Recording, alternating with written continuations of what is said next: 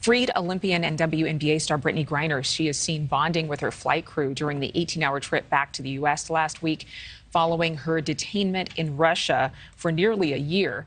This morning, fierce questions continue over whether the U.S. gave up leverage in exchanging her for notorious Russian arms dealer Viktor Bout.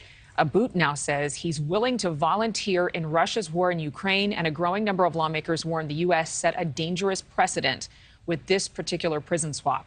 Former Obama State Department official Joel Rubin defending the move on NewsNation Prime last night. This was a calculated deal, a decision made by the president, and it was the right one. The United States, we have an incredibly vast array of tools to track and monitor criminals and terrorists abroad, and we'll put Bout in that category. Niall Stanage, White House columnist for The Hill, joining me right now. Niall, good morning to you. Happy Monday, first of all. Happy Monday to you too, Adrienne. You know, we have a lot to talk about here. Former Secretary of State Mike Pompeo, GOP Congressman Adam Kinzinger, both saying that this deal between the Bout-Griner swap could encourage more hostage-taking by Russia. So does that pose a risk to Americans abroad?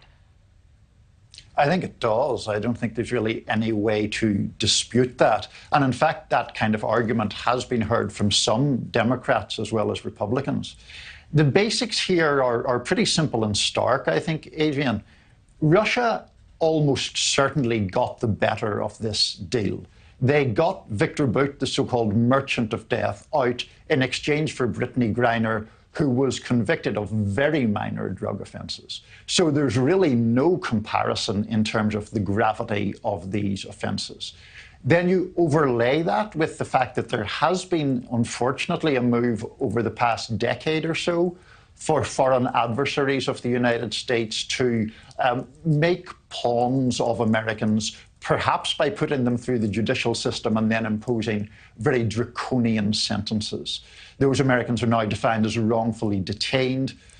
It, unfortunately, I think this deal creates a sort of perverse incentive for that tactic, and I think that's where the danger is. You know, there was a lot of celebration of Griner's return home, while at the same time there was a lot of criticism for the White House and President Biden for not bringing Paul Whelan home at the same time. Now, the White House does say that his case is being treated differently due to sham espionage charges from a few years ago.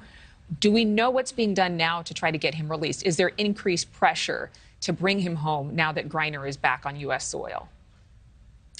What we know is that the Biden administration is adamant that it is going to continue its efforts to free Paul Whelan.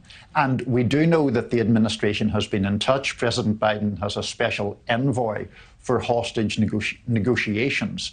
That man has spoken to Paul Whelan, has encouraged him to keep the faith, has said that the President and the Secretary of State, Tony Blinken, are focused on this case.